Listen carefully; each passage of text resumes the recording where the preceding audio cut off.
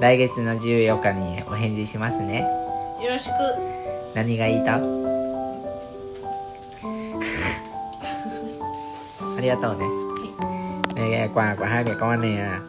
Đây là ở Nhật là ngày 14 tháng 2 là con gái sẽ phải tặng con trai đấy mọi người ạ. Xong rồi ngày 14 tháng 3 là con trai sẽ phải trả lời lại là sẽ phải tặng quà lại cho con gái nhá. Nên là Kanako với cả Rui tự làm sô cô la để tặng cho mình.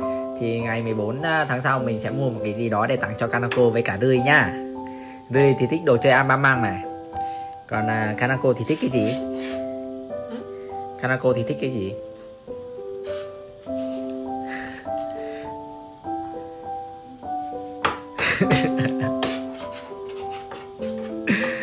Kanako thích ý á? Màちょっと検討する。いくら？2万8,000円。2万8,000円。